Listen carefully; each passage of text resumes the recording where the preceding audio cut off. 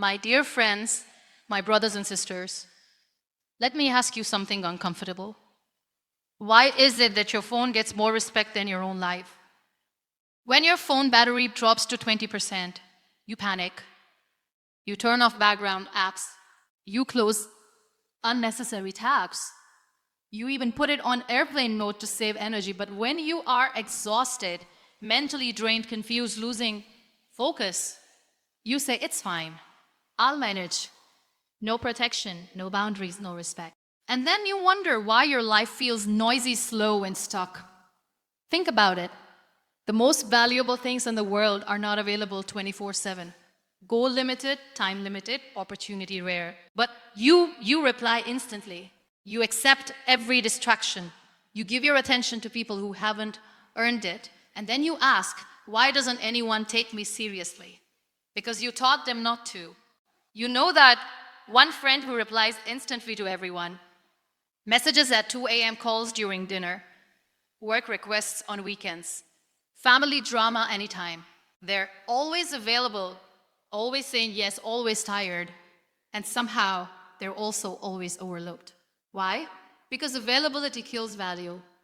Let me give you a real example. When Michael Jordan was playing basketball, he was known as difficult. He didn't joke around in practice. People said he was intense, rude, too serious. Years later, the same people said that obsession is why he's the greatest. At the time, it looked like arrogance. In reality, it was self-respect. Another one, when Cristiano Ronaldo chose to train alone after matches while others relaxed, people mocked him. They said, relax, enjoy life. Why are you overdoing it? Now they say, how is he still at the top? Same behavior, different results, because focus compounds. Here's the mistake most of you are making right now. You are trying to prove yourself to people who are not even building anything. People scrolling all day, advising you on life. And because you don't value yourself enough, you listen. Let me say this clearly. Not every opinion deserves your attention. Not every message deserves a reply. Not every invitation deserves your presence. If you don't guard your focus, someone else will rent it cheaply. Let me make this relatable. You sit down to work. You open your laptop. You tell yourself, today I will focus. 5 minutes later, one notification, one message, one short video, one random thought, 1 hour gone. And at night you feel guilty. Not because you were lazy, but because you were distracted. When Oprah Winfrey cut off relationships that drained her early in her career, people called her cold. They said she thinks she's better than us. Years later, people call it wisdom. Boundaries always look rude to people who benefit from you having none. That's why valuing yourself starts with one simple decision. Decide that your attention is expensive. Not everyone can afford it. From today, stop living like your life is a public Wi-Fi. No password, free access, anyone can connect. Set boundaries, even if it feels uncomfortable, even if people don't like it, even if they say you've changed. Of course you've changed. You finally realize that focus is self-respect. And when you respect yourself, life responds differently. This is where everything begins. Not motivation, not discipline, not habits, self-value. Let's be honest for a second. Most of you are not distracted. You're professionally distracted. You don't waste time randomly, you waste it responsibly. You reply to messages first because it feels important. You check email because it feels adult. You scroll news because it feels being informed. Congratulations. You wasted 4 hours with dignity. Let me make this visual. You sit down to work, laptop open, serious face, good intentions. 5 minutes later, you're watching a video titled 5 Things You Didn't Know About Your Personality. You don't even know who you are, but now you're learning about your personality. That's not curiosity. That's escape. And don't act surprised. Everyone here has done this. You ever open Instagram just to reply to one message and close it 47 minutes later, wondering what year it is? That's not bad time management. That's your phone saying, give me your life for free. Here's the problem nobody wants to admit. Your brain loves distraction because distraction feels productive without requiring courage. Focus demands effort. Distraction gives comfort. That's why when something actually matters, your brain suddenly remembers unfinished chores from 2013. Suddenly, cleaning feels urgent. Organizing files feels necessary. Checking notifications feels essential. Your goals later, let me give you a real example. When Taylor Swift disappears before releasing music, people lose their minds. No updates, no explanations, no daily posts. Then she comes back and breaks records. Why? Because absence creates curiosity, noise creates boredom. You're doing the opposite. You're always available and wondering why no one listens. Another one. When Keanu Reeves skips Hollywood nonsense and stays low key, people call him mysterious. You do it for one weekend and people say, "Are you depressed?" No, you're just focused. But society hates focused people. Focused people don't consume enough nonsense. Now let's talk about the tiny dictator in your pocket. Your phone buzzes, you react, your phone lights up, you look, your phone does nothing. You still check. You don't even know why anymore. It's muscle memory. You say, "I'm just checking quickly." Checking what? Your destiny hasn't replied yet. Here's the funny part. You'll watch strangers argue online for hours but avoid sitting alone with your own thoughts for 5 minutes because silence is dangerous. Silence forces you to think, and thinking leads to responsibility. Let me hit you with this. If you truly valued yourself, you wouldn't let random apps schedule your day. You wouldn't let bored people interrupt your focus. You wouldn't attend conversations that go nowhere. You wouldn't stay available to people who only call when they need something. Look at this example. When Serena Williams trained while others rested, she didn't announce it. She didn't post it. She was too busy becoming dangerous. That's what focus does. It makes you quietly powerful. Most of you don't need motivation. You need less stimulation. Your brain is not tired from work. It's tired from switching tabs every 6 seconds. So yes, valuing yourself might make you look boring. You'll say no more. You'll reply slower. You'll disappear. Sometimes people will say, "You changed." Correct. You stopped being entertainment and started being intentional. And here's the truth. Boring people build impressive lives. Entertained people stay stuck. Let's talk about the hardest upgrade in life. Not waking up early, not discipline, not habits. It's saying no without writing a paragraph to explain why. Most of you don't say no. You say, "Let me see, maybe later. I'll try." Those are not answers. Those are delays to protect feelings. And whose feelings are you protecting, not yours? Let me describe your life right now. Your phone rings. You don't want to answer, but you do. Someone asks for help. You're exhausted. But you say yes. Someone invites you somewhere you don't care about. You go anyway. And later you say, "I had no time today." No, you had no boundaries. Here's the funny part.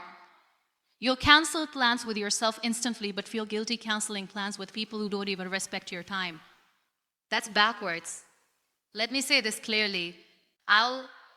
You don't need permission to value yourself. People will survive your absence. I promise. Let me give you a real example. When Warren Buffett was asked how he protects his time, he said his calendar is mostly empty, not busy, empty. And people were shocked. How do you manage so much with so little on your schedule? Simple. He says no to almost everything. That's not arrogance, that's clarity. Another one people misunderstand: when Beyonce started disappearing between projects, people complained. Why isn't she everywhere? Why so private? Then she came back and the entire world stopped. Because mystery is power, oversharing is weakness. Now, let's get painfully relatable.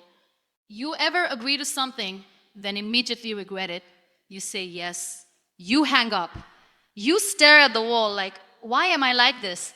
That's your intuition filing a complaint, and you ignore it every time. Here's the truth. If saying yes makes you resentful, it should have been a no. People say, "But what if they get mad?" Let them. People who benefit from your lack of boundaries will always be upset when you finally set some. That's how you know you're doing it right. Let me give you one more example. When Novak Djokovic, famous professional tennis player, isolates himself before tournaments, People call him extreme, obsessed, too serious. Then he walks onto the court calm while others look nervous because focus requires distance. You cannot be close to everything and great at something. Now listen carefully. You don't have to announce your boundaries. You don't have to explain them. You don't have to justify them.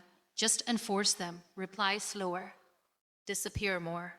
Protect mornings. Protect evenings. Protect your energy like it's money. Because it is, let me leave you with something simple but powerful. Every yes costs something. Make sure it's not your future. Now, let's talk about something nobody prepares you for. What happens after you start focusing? Because here's the surprise. When you finally focus, life doesn't clap for you. Nobody sends congratulations. Nobody says, wow, you've changed. Instead, it gets quiet. And most people quit right there because they confuse silence with failure. Let me make this relatable. You stop replying instantly. You stop handing out randomly. You start walking in silence. And suddenly, fewer messages, fewer invites, fewer people checking on you. You think, did I do something wrong? No. You stop being convenient. And convenience is what kept many people around. Let me give you a real example. When Lionel Messi was younger, people called him quiet, too shy, not a leader. He didn't change his personality, he changed his results. And suddenly, the same silence became humility. The same focus became greatness. Now, let's talk about something uncomfortable. Most of you are addicted to immediate validation. Likes, replies, reactions, attention. Focus removes all of that. You don't get daily applause. You don't get instant feedback. You just get progress. Slow, quiet, boring progress. And your brain hates that because progress doesn't feel exciting, but regret does. That's why so many people quit right before momentum kicks in. Let me say this clearly. Focus feels lonely before it feels powerful. That's the price. When Elon Musk locked himself into factories and slept on floors, people mocked him, memes, jokes, criticism. Years later, those same people quote him. Focus looks crazy until it works. Here's the mistake most people make. They stop too early, they check results too often, they announce plans too soon, and then they wonder why nothing changes. You don't need to update people, you need to outgrow them. Let me bring this home.